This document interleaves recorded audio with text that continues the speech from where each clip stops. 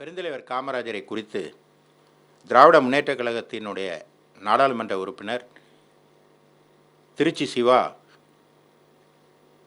ஒரு தவறான கருத்தை பேசியிருக்கிறார். அதாவது காமராஜர் என்றால் ஏழை பங்காளர், எளிமையானவர், தன் வாழ்நாளெல்லாம் ஏழை எளியோருடைய முன்னேற்றத்துக்காக அர்ப்பணித்தவர், தன் அச்சியை மட்டுமே ஆஸ்தியாக வைத்துவிட்டு போன தலைவர். அவர் ஏசி இல்லாமல் உறங்க மாட்டார் என்று ஒரு கருத்தை இப்பொழுது சொல்ல வேண்டிய அவசியம் என்ன? அது முழுக்க முழுக்க பொய். அவர் வாழ்ந்த காலத்தில் அவரை கட்டைப்பிடி, கருந்தோலர், எருமை தோழர் என்றெல்லாம் ஏகடியம் பேசினவர் திமுகவினர்.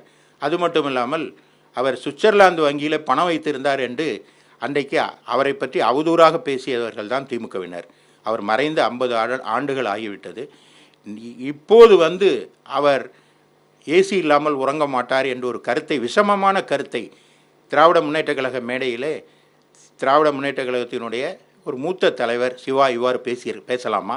அவர் பேசுவது என்பது எதை காட்டுகிறது என்றால் திராவிட முன்னேற்ற கழகத்தினுடைய வன்மத்தை காட்டுகிறது. அவர்கள் மனதில் இருக்கிற வன்மத்தை காட்டுகிறது.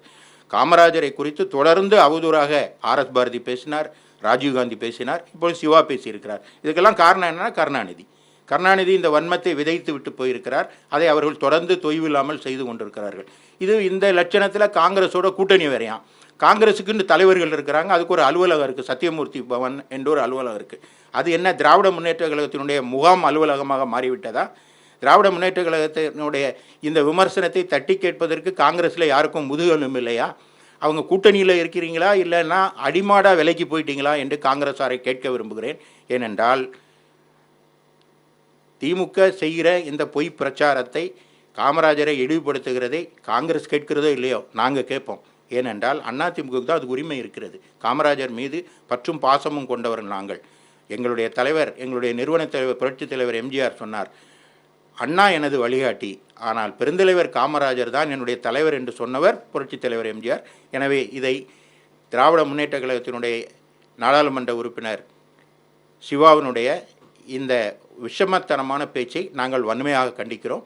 மூளை இருக்க வேண்டிய இடத்தில் முச்செடி இருக்கிறது திமுகவினருக்கு, இதயம் இருக்க வேண்டிய இடத்தில் நூலாம்படை இருக்கிறது. இந்த விஷமமான வன்மையான பேச்சை நாங்கள் மீண்டும் மீண்டும் மிக வன்மையாக கண்டிக்கிறோம்.